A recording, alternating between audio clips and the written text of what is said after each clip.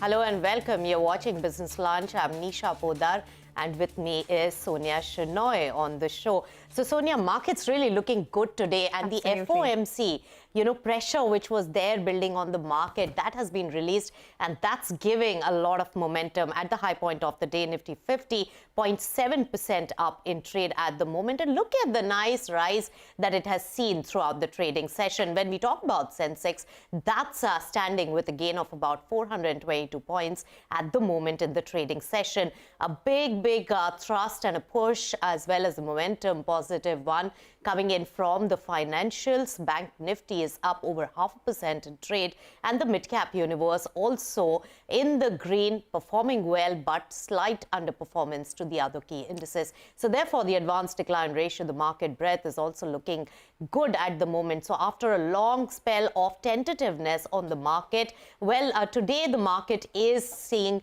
some clear direction and a positive momentum. And some of the screens, some of the stocks on my screen are Apollo Hospital, HDFC Life, HCL Tech, which are in percentage terms the highest gainers on Nifty 50 right now. Sonia. Oh, absolutely. And you know what? The writing was on the wall, right? When we started the show in the morning, we did mention that there are a lot of triggers which would help the market move higher, whether it's the US Fed indicating a slower rate hike, whether it's a central bank seeing some progress in its fight against inflation. There was a sharp slide in crude prices as well, and you have the dollar index below 106. So all of these put together was a good cocktail of, higher prices for the market. Whether it builds on to these gains further, only time will tell, because it is the expiry today for the November series, as well as you have the US markets that are shut for trade. So let's see. For now, the bulls have it. This is the highest point, and it's turning out to be a very strong day on Dalal Street. But Tata Consumer Products is the top Nifty gainer after Bisleri's management says that the company is in talks with the group to sell part stake.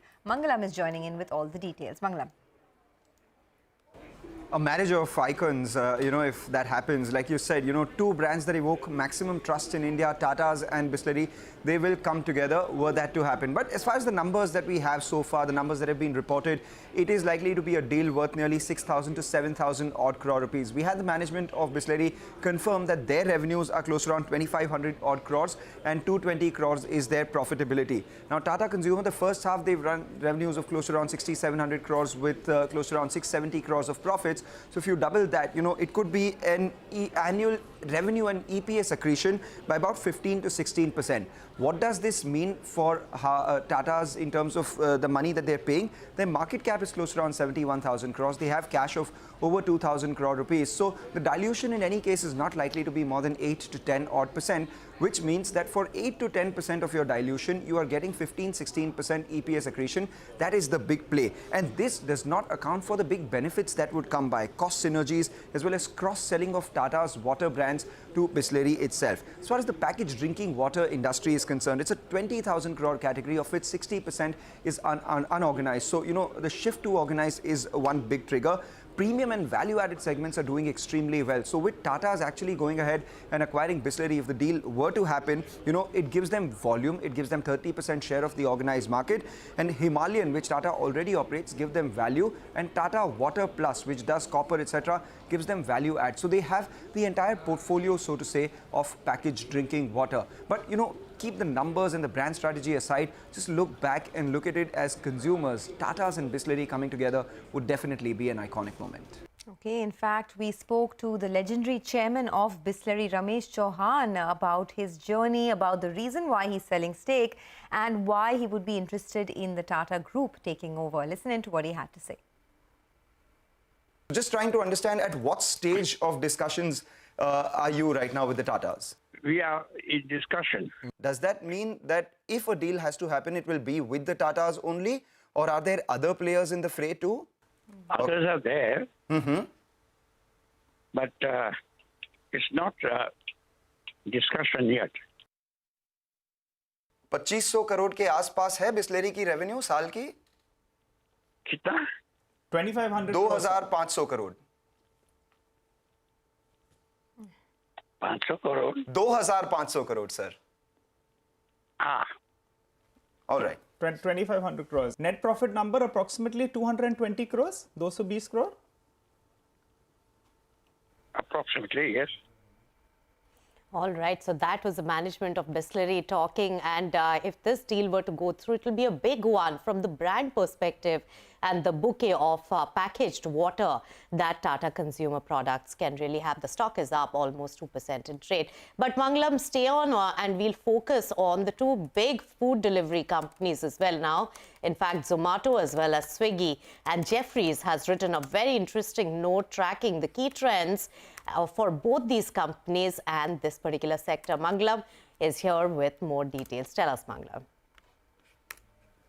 Well, Jeffries has drawn upon Process, which is an investment group's latest release, to find out how the market share is stacking up between both Swiggy and Zomato, and formed its conclusions about the food delivery space so far. And they've said that the latest release does indicate that there has been a bit of a market share loss for Swiggy. Zomato's market share now stands at 55% at the halfway mark of 2022, which means that Swiggy is at 45%, presuming that both of them account for majority of the market right now. The revenue growth in H1 CY22, which is the first half of this year, for Swiggy has been 40%, for Zomato has been 55% plus. So on a revenue standpoint as well, for food delivery business, Zomato has inched higher. That's not all. In fact, Swiggy's losses have been way wider than Zomato at nearly $315 million, as against Zomato, which is sub $50 million.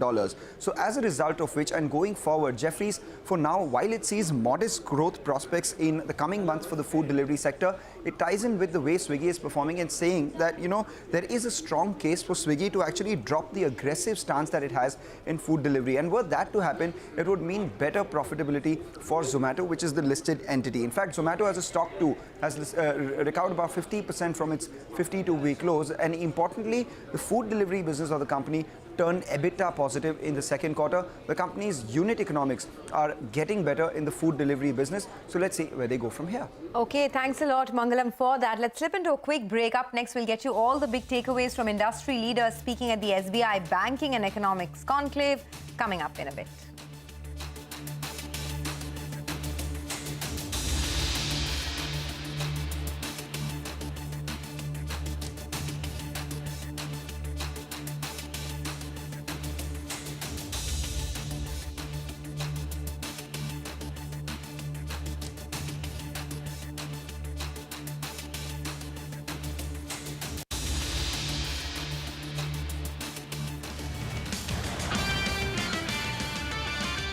Well, it is getting better as we speak, and the market is building onto its gains, over 116 points higher now, and it's almost a 400-point up move that we're seeing on the sensex. So clearly positive global cues, and fact that crude has been falling is something that our markets have taken with both hands.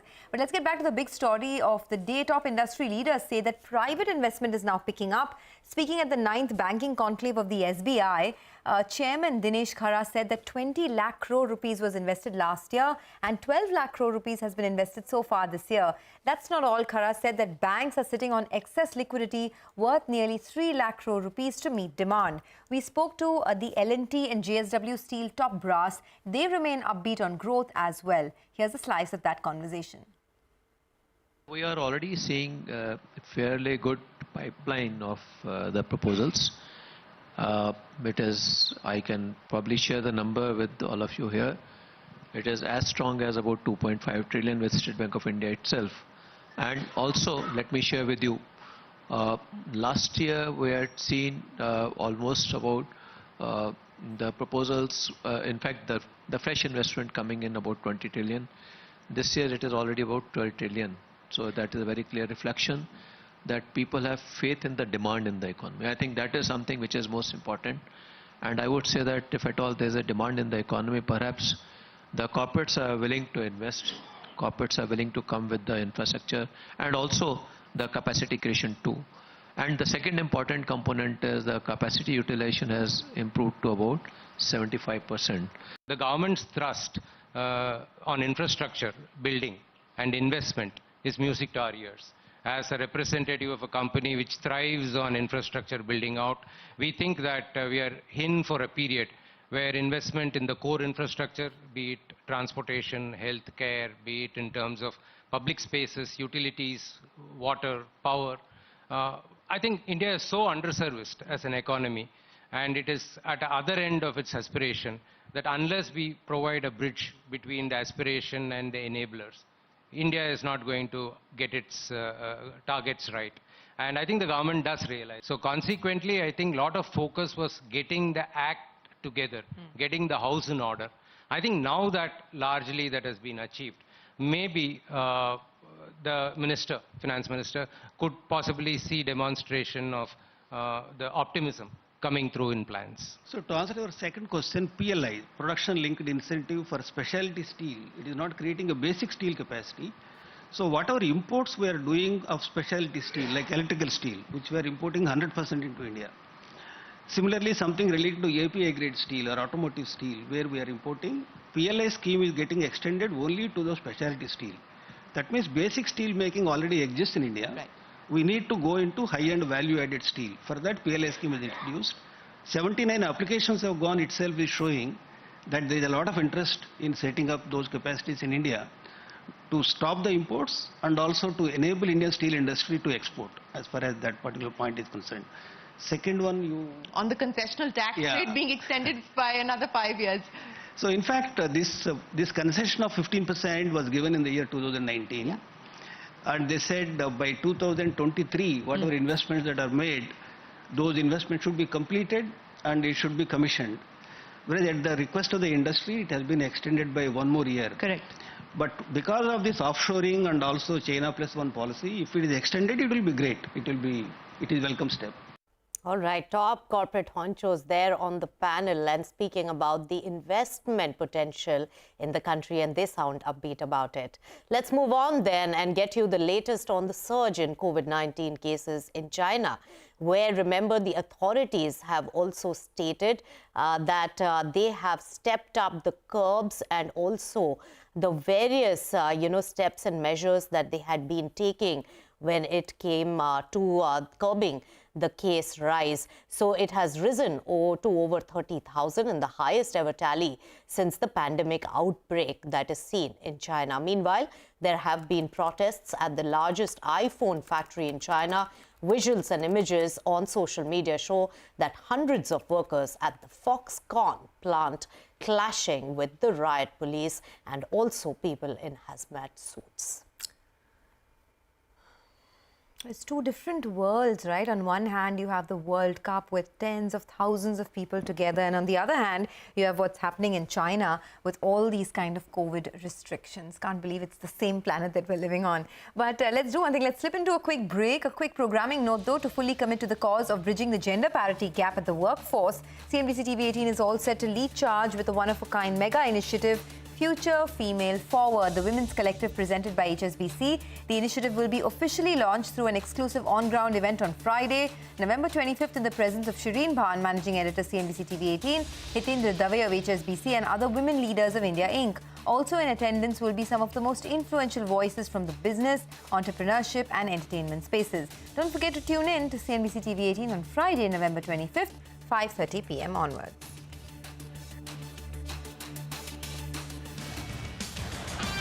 Welcome back. You're watching Business Lunch. A quick look at the markets. And yes, it has lost some ground from the top at the moment. When we look at Nifty 50, it's still holding on with 112 points gain. But a little bit of sell-off is seen in Bank Nifty at the moment, 0.4% down, up in trade. So it has given up some bit of gains, and there is some profit booking that is seen in some of the counters. But take a look at Axis Bank in particular. That particular counter has lost ground in the last few minutes of trade. All right, moving on to other national developments of the day, and the people of Gujarat will vote for their next government in 2 phases, on the 1st of December and on the 5th of December. Now, the results will be known on the 8th of December. And in the run-up to these elections, as part of our ongoing series, Election Exchange, well, CNBC TV18 Santya Gora visited the state to get a sense of the political landscape and also the key issues at play there.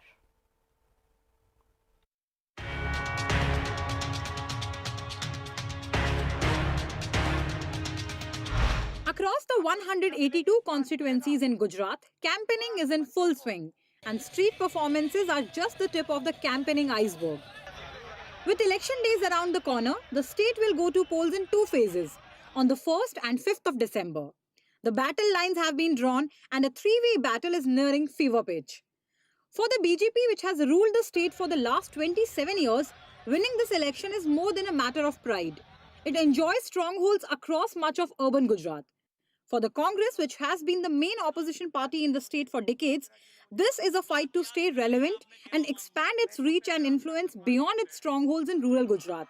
But this time, both parties have to contend with a new player, Arvind Kejriwal's Aam Aadmi Party. Both BJP and Congress party are very upset with this entry of Aam Aadmi Party, because they can be disruptive force for BJP as well as for Congress. Aam Aadmi Party candidates may not reach to the threshold level of winning election, but they can definitely spoil the political prospects of BJP or Congress party. The Aam Aadmi Party on its part is confident of its chances. अगले फरवरी में जब हमारा budget आएगा तो 3.25 लाख करोड़ का budget होगा। Okay. अब आप मान कर चलो। अच्छा, वो बड़ा कॉन्फिडेंस का स्टेटमेंट आ गया जब हमारा बजट आएगा। हाँ, तो 100% है, इसमें कोई दो राय नहीं है, क्योंकि गुजरात की जनता ने तय कर लिया है। But Aam Aadmi Party's confidence may not borne out in numbers. Experts say shaking the BJP's hold over urban Gujarat will be a tough battle. It was these bastions that gave the BJP an edge over the Congress in the 2017 elections. Aam Aadmi Party's promises of free electricity, farm loan waivers and unemployment allowances is seeing mixed traction. The BJP is asking voters to reject this offer of freebies. BJP continues to be the strongest party in the state, even though its tally of seats has dipped steadily from 127 to 99 in 2017. Most of these seats have been picked up by the Congress. But this time, the BJP is determined to change the dynamics. Changing the entire cabinet in 2021, including the then CM Vijay Rupani, experts say that BJP gave a glimpse of its election strategy. BJP kept 38 sitting MLAs out of its first list of 160 candidates. Experts say that it's an attempt to curb the anti-incumbency sentiment, which can work in the BJP's favor. CM Bhupendra Patel and Home Minister Harsh Sanghvi are among those who remain unchanged. BJP has also kept the Patidar sentiment in mind and has given tickets to nearly 36 Patidar community candidates. Congress, on the other hand, is struggling to revive its 2017 fortune. The party claims that silent campaigning is its strategy for these elections and will reflect in the results. But as per poll watchers, the Congress will struggle and won't repeat its 2017 performance. In fact, political surveys suggest Aam Aadmi Party's entry will prove to be a bigger headache for the Congress. A recent Lokniti CSDS survey says that Aam Aadmi Party may even replace Congress as the main opposition. The battle lines are drawn for interesting three-way race with the BJP pegged as the leader in all pre-poll polls. In Gujarat, Santiago. Okay, well, on to news from the World Cup. We have the second upset in as many days, with Japan getting the better of tournament favourites Germany. The Germans ended the first half leading by 1-0, but a series of inspired substitutions changed the game for Japan, who eventually won by a margin of 2-1. Now, in today's fixtures, you have Switzerland that will play Cameroon at 3:30 p.m. There's Uruguay that faces off against South Korea at 6:30. There's Ronaldo's Portugal that will face off against Ghana at 9:30, while favourites Brazil will get their campaign started against Serbia at 12:30 a.m. tonight. So Portugal-Ghana is something I'm watching for very closely. It starts at 9:30. It's going to be a late night for all of us. And there's been so many upsets, right? Up until now, two big upsets. Yes. So let's see what happens later tonight. It's getting very exciting there. All right, with that, it's a wrap on Business Lunch. But stay tuned to CNBC TV 18. Thanks so much.